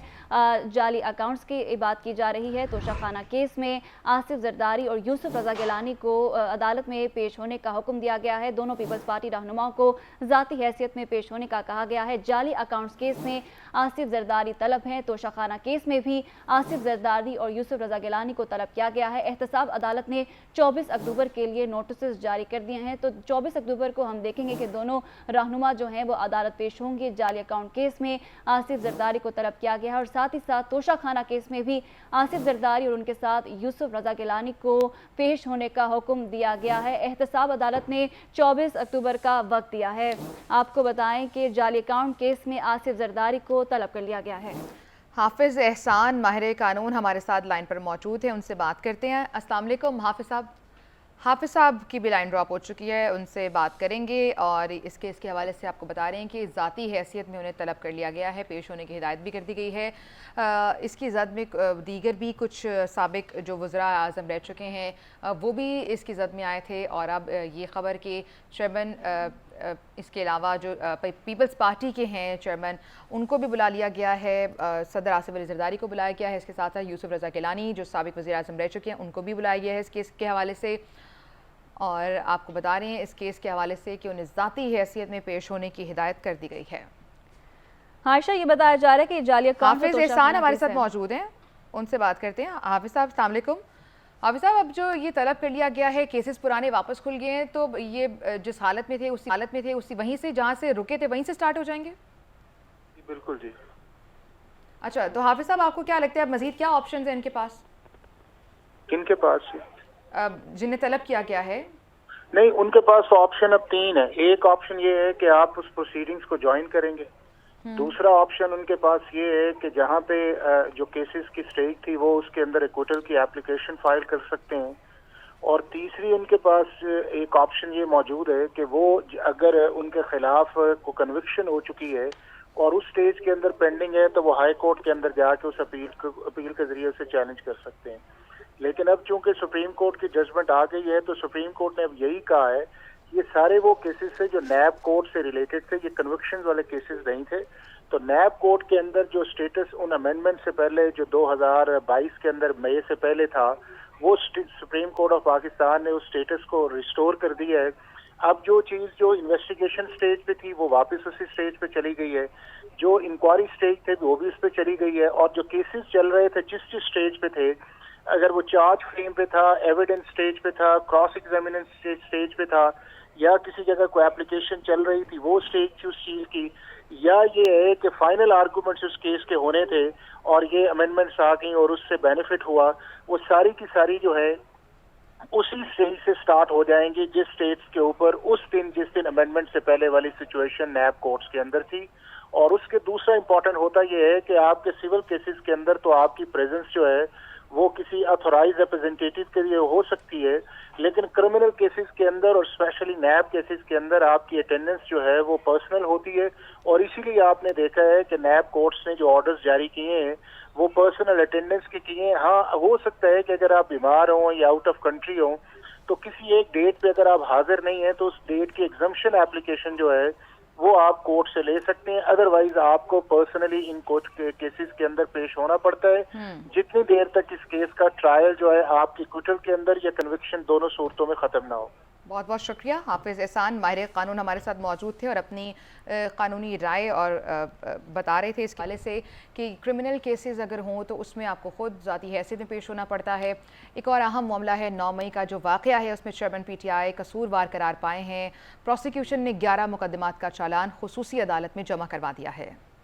जी हाँ, उमर सरफराज चीमा, मियां महमूद रशीद और डॉक्टर यास्मीन राशिद को भी जिम्मेदार ठहरा दिया गया है। खदीजा शाह, सनम जावेद समेत दीगर गिरफ्तार मुल्ज़िमान भी कसूरवार करार दिए गए हैं। जिना हाउस हमला केस, अस्करी टावर हमला, शादमान थाना जलाने के मुकदमात का चालान जमा कराया गया है। शेरपाव पुल पर जलाओ घिराव करने के मुकदमात का चालान भी जमा करवा दिया गया है। तो 9 मई के वाक़यात हैं जिसके बाद हम लोग ये कार्रवाइयाँ देख रहे हैं कि चालान जो हैं इस वक्त जमा होना शुरू हो चुके हैं। चेयरमैन पीटीआई 9 मई वाकयात की कसूरवार करार पाए हैं। प्रोसिक्यूशन ने 11 मुकदमात का चालान खुसूसी अदालत में जमा करा दिया है और इसमें उमर सरफराज चीमा, महमूद रशीद, यास्मीन राशिद भी इसके अंदर जो है वो मौजूद है। इसी पर बात करने के लिए हमारे साथ मौजूद हैं सुलेमान अवान। सुलेमान अवान, अब जो है वो चालान जमा करवाने का कह दिया गया है और ये कह दिया गया है कि ये लोग कसूरवार हैं। आगे क्या कार्रवाई होगी, क्या प्रोसीडिंग्स होंगी इसमें? आज बिल्कुल जीआईटी की जानिब से तफ्तीश तहकीकात मुकम्मल करने के बाद जो है 11 मुकदमात का चालान जो है वो लाहौर की इंसदादी दहशतगर्दी अदालत में जमा करवा दिया गया है, जिसमें जो है चेयरमैन पीटीआई और साबिक गवर्नर पंजाब उमर सरफराज चीमा, डॉक्टर यास्मीन राशिद, एजाज चौधरी, मियां महमूद रशीद समेत दीगर मुलजमान को जो है वह कसूरवार करार दिया गया है। और ये जो था सानिया 9 मई के जो जिनाह हाउस का था चालान जो है वो 3000 सफ़ात से ज़्यादा जो है वो मुश्तमिल है और इस पर जो है जो सोशल मीडिया एक्टिविस्ट सनम जवेद है, आलिया हमजा है और खतीजा शाह समेत जो दीगर खवातीन थी उनको भी नामजद किया गया है और कसूरवार करार दिया गया है। तमाम मुलजमान जो हैं इस वक्त जेल में हैं और जुडिशल रिमांड पर है। जैसे ही चालान जो है बाकायदा तौर पर समाअत के लिए मुकर्रर किया जाता है उसके बाद जो है तमाम मुलजमान का ट्रायल जो है वो बाकायदा तौर पर इसका आगाज़ किया जाएगा और इसमें जो है 210 के करीब जो सरकारी गवाहान हैं उनकी फहरिस्त जो है वो शामिल की गई है। और बात की जाए अगर चेयरमैन पीटीआई इमरान खान की कसूरवार ठहराने की, तो जीआईटी की जो रिपोर्ट है वो रिपोर्ट के मुताबिक ये जो है इमरान खान के खिलाफ जो है वो ऐसे शवाहिद सामने आए हैं जिसमें 400 से ज़ायद सबूत ऐसे हैं जो कि वीडियोस बयान जो हैं वो उनको भी इसका हिस्सा बनाया गया है, जबकि फोटोग्रामेटिक टेस्ट और वॉइस मैचिंग टेस्ट जो है उसको भी रिपोर्ट का हिस्सा बनाया गया है, जबकि फ्रांसिक और एफआई और दीगर इदारों की जो रिपोर्ट थी उसको भी इस रिपोर्ट का हिस्सा चालान का जो है वो हिस्सा बनाया गया है। तकरीबन दीगर जो मुकदमात थे उसमें जना हाउस के अलावा जो है अस्करी टावर है और इसके अलावा जो है राहत बेकरी के गिर्द जो है जलाओ गिराओ का मुकदमा है, शेरपाव पुल के करीब जो है वो इश्तियाल अंगेज तकरीर करने का मामला है। ये तमाम तो 11 जो मुकदमात के चलान है इसकी तहकीकात मुकम्मल करने के बाद जो है वो बाकायदा तौर पर अदालत में चलान आज जमा करवा दिया गया है। और जीआईटी रिपोर्ट में ये भी बात सामने आई है कि इमरान खान ने जो बयानात दिए थे उस बयानात में जो है फसादात को जो है उजागर किया गया और तैयार कर लिए गए हैं, जबकि 210 के करीब जो है सरकारी गवाह मौजूद है। सुलेमान अवान बहुत शुक्रिया हमारे साथ मौजूद थे। तो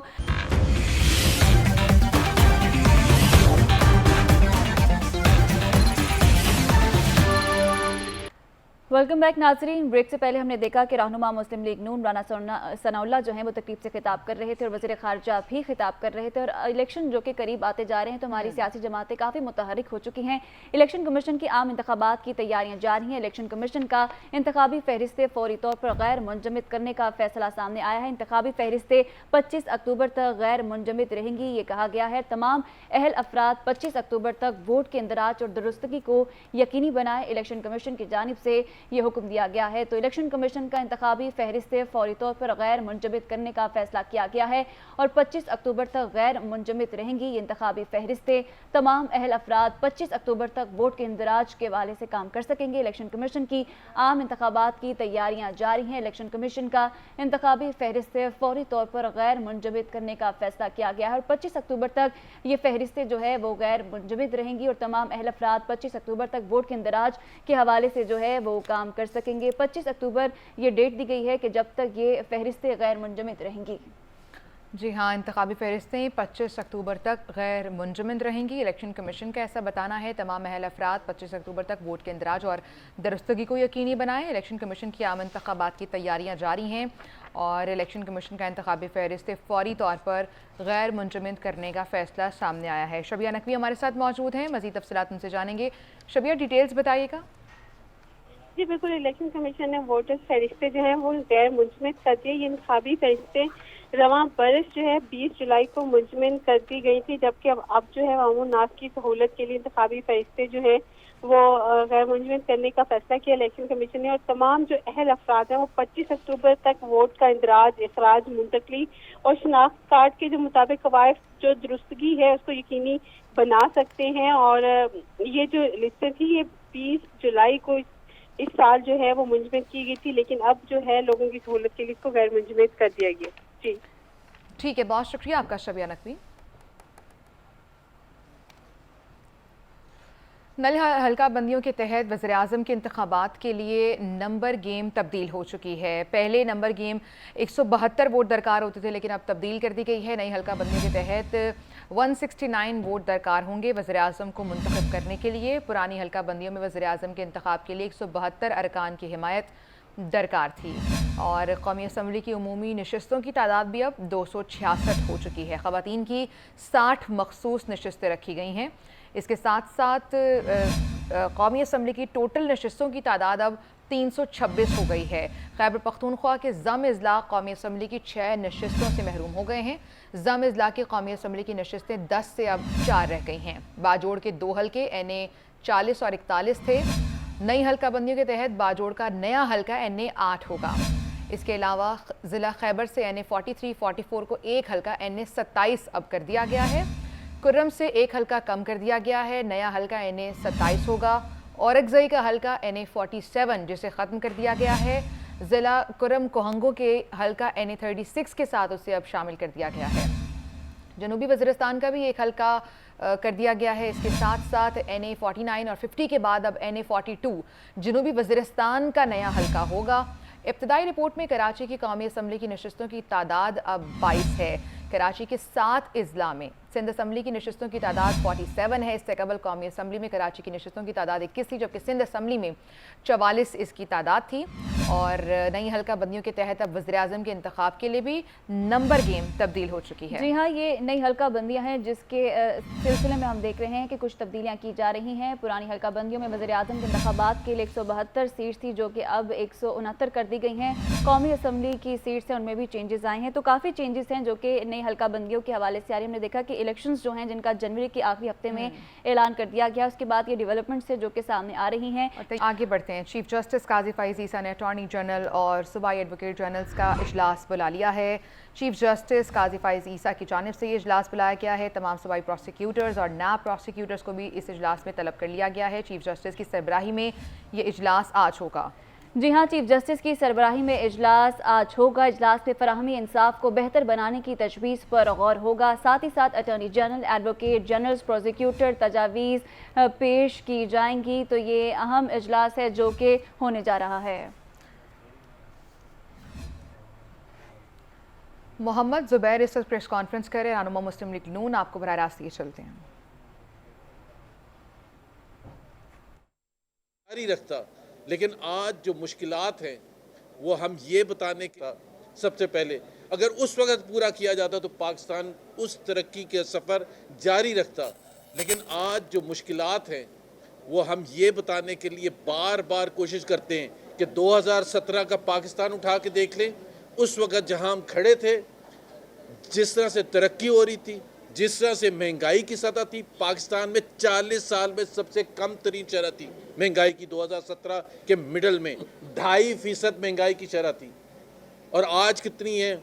आज लोगों की मुश्किलात कितनी है? एजेंडा हमारा सिर्फ एक है, मियां नवाज शरीफ का एक एजेंडा है, और वो है पाकिस्तान के अवाम, जो गरीब अवाम है, जो मजलूम अवाम है, जिन्होंने मुश्किलात पिछले चंद सालों में जो उनके लिए मुश्किलात आई हैं, महंगाई की सूरत में, बेरोज़गारी की सूरत में, गुर्बत की सूरत में, उसका अजाला किया जाए। और इंशाअल्लाह ताला वो सफ़र जो 2017 के मिडल में ख़त्म किया गया था उसको दोबारा से शुरू किया जाएगा इंशाअल्लाह ताला।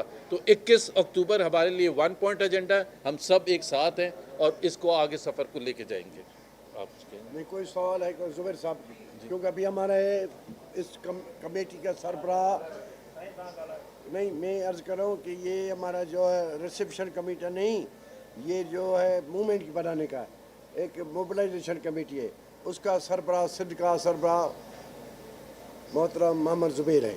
मैं बेहैसियत सदर इनके साथ हूँ, पार्टी के साथ हूँ, पार्टी को लेके चलेंगे, हम इकट्ठे हैं मुश्तरका। इसलिए हम पैगाम ये दे रहे हैं मुस्लिम लीग मियाँ नवाज शरीफ की वलवला क़यादत पर मुकम्मल एतमाद करती है। जो ज़ुबैर साहब ने सवालों को जवाब ज़ुबैर साहब देंगे।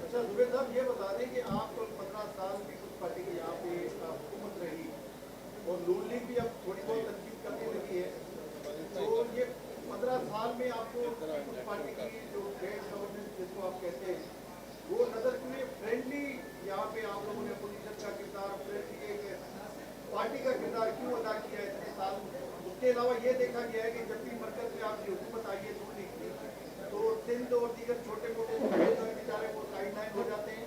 हालत ये होती है कि आपके वफाकी वज़रा आकिब दोस्त की तरह जो है वो रिजाइन करके पीपल्स पार्टी का टिकट लेके मुंतखब होते हैं। तो अब सिंध किस रूट से जाएगा मियां साहब का इस्तेमाल करेंगे? पहली बात तो ये है कि जो 15 साल हुकूमत की है पीपल्स पार्टी ने, मेरा ख्याल है मैं हूँ या आप हूँ या सिंध के अवाम हों, सबको इससे मेरा ख्याल है कोई भी नहीं। रहनुमा मुस्लिम लीग नून और दीगर रहनुमा मुस्लिम लीग नून के प्रेस कॉन्फ्रेंस कर रहे थे और उनकी जानिब से जो गुफ्तगू की गई वो गुफ्तगू आपने सुनी। इससे पहले राना सनाउल्लाह भी मीडिया टॉक कर रहे थे। आगे बढ़ते हैं, बात करेंगे ईद मिलादुन्नबी सल्लल्लाहु अलैहि वसल्लम के हवाले से। पूरे मुल्क की तरह लाहौर में भी जश्न ईद मिलादुन्नबी सल्लल्लाहु अलैहि वसल्लम इंतहाई अकीदत और एहतराम और जोश व जज्बे से मनाया जा रहा है। जी हाँ, शहरों की बड़ी तादाद घरों, बाजारों, गलियों को सजाने के लिए आराइशी सामान की खरीदारी में मसरूफ़ है। नुमाइंदा PNN शराज निसार इस वक्त उर्दू बाजार में मौजूद है, उनसे मज़ीद अहवाल जानेंगे। जी बिल्कुल, कल मुल्क भर में जश्न ईद मिलादुन्नबी इंतहाई मजहबी जोश और जज्बे और अकीदत और एहतराम से मनाया जा रहा है।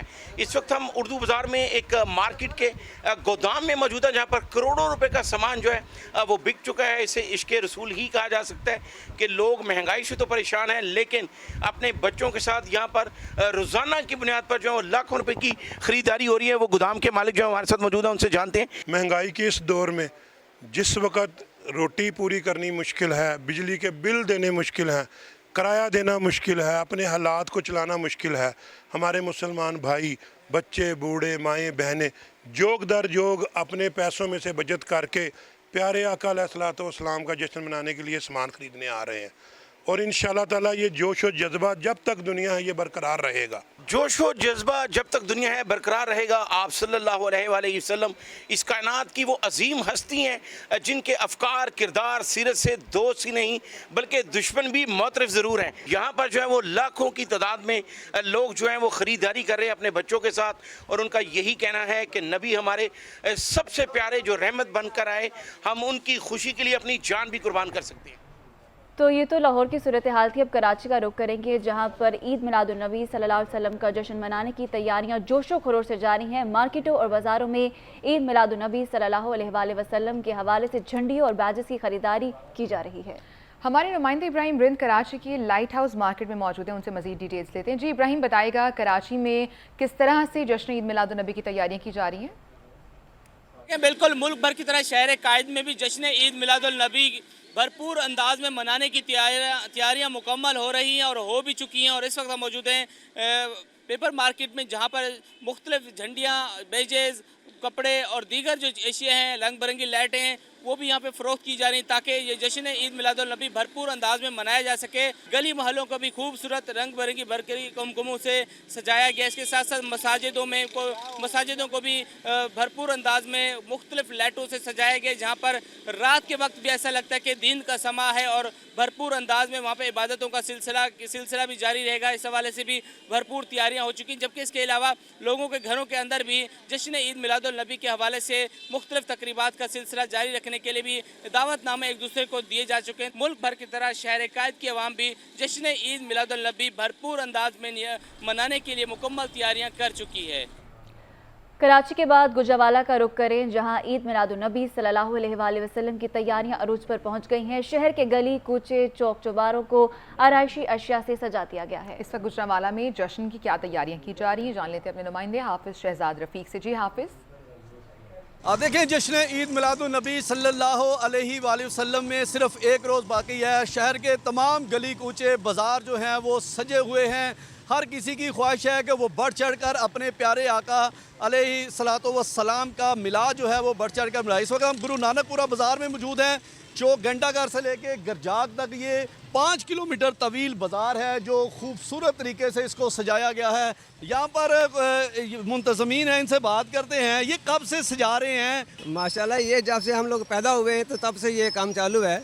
और ये बाज़ार माशाल्लाह ये तकरीबन 4-5 किलोमीटर लंबा है और ये इंशाल्लाह ज़िंदगी तक ये सजदा ही रहेगा। और पूरे शहर गुजरावाला का जो है बहुत पुराना काम है ये। देखें, ये मोहब्बत जो है वो हमारे ईमान का हिस्सा है कि आका की विलादत की खुशी हर मुसलमान मनाता है। और उन लोगों का कहना है कि ये बचपन से मना रहे हैं और हर किसी की एक ही ख्वाहिश है कि वो अपने प्यारे नबी हज़रत मोहम्मद मुस्तफ़ा सल्लल्लाहु अलैहि वसल्लम का मिलाद जो है वो बढ़ चढ़ कर मनाए। अभी रुक करेंगे मुल्तान का, वहाँ पर भी क्या तैयारियां चल रही हैं, किस तरह से मुल्तान के लोग जश्न ईद मिलादुन्नबी मनाने के लिए तैयारियां कर रहे हैं। गौहर रहमान हमारे साथ मौजूद हैं। गौहर, बताइएगा आप कहाँ पर मौजूद हैं और किस तरह से लोग तैयारियां कर रहे हैं? बिल्कुल, ईद मिलादुन्नबी सल्लल्लाहु अलैहि वसल्लम के मौके पर हर किसी की कोशिश यही होती है कि अपने घर को, अपने गली को, अपने मोहल्ले को खूबसूरत अंदाज में और मोहब्बत के साथ सजाया जा सके, ताकि जो महाफिल का भी इनकाद हो सके। तो ऐसे में मुल्तान की बोहर गेट मार्केट में इस वक्त हम मौजूद है, जहाँ पर ईद मिलादुन्नबी सल्लल्लाहु अलैहि वसल्लम के हवाले से स्टॉल लगाई गई हैं, बैजेस फ़रोख्त किए जा रहे हैं, झंडे फ़रोख्त किए जा रहे हैं। तो यहाँ पर जो शहरी हैं वो अपने बच्चों के साथ आ रहे हैं, ईद मिलादुन्नबी के हवाले से बैजेस खरीद रहे हैं, झंडे खरीद रहे हैं। इनसे हम जानते हैं क्या पैगाम देंगे जी। इंशाल्लाह हम बहुत खुश हैं। कल 12 रबीउल अव्वल है और हम गलियों और घरों को सजाने के लिए लाइटें और झंडे और झंडियाँ लेने आए हैं। अल्हम्दुलिल्लाह हमारे नबी पाक की वलादत का दिन है, हम इंशाल्लाह फुल जोश व खरोश से मनाएंगे। जी बिल्कुल, सरवर कौनैन खातमुन नबीयीन हज़रत मोहम्मद सल्लल्लाहु अलैहि वसल्लम के योम विलादत को भरपूर अंदाज में मनाने के लिए शहरी जो हैं वो ईद मिलादुन्नबी के स्टॉल्स का रुख कर रहे हैं और गली मोहल्लों को और जो है वो खूबसूरत अंदाज में सजाया जा रहा है। इसके साथ ही मुल्तान की जो सरकारी इमारत हैं वहाँ पर भी खुसूसी तौर पर चिरागा किया जा रहा है। तो ये मुल्क के मुख्तलिफ शहरों की सूरत हाल थी कि किस तरह आशिकान रसूल जो हैं 12 रबीउल अव्वल के हवाले से जो हैं तैयारियाँ कर रहे हैं। नाज़रीन, अभी वक्त है ब्रेक का।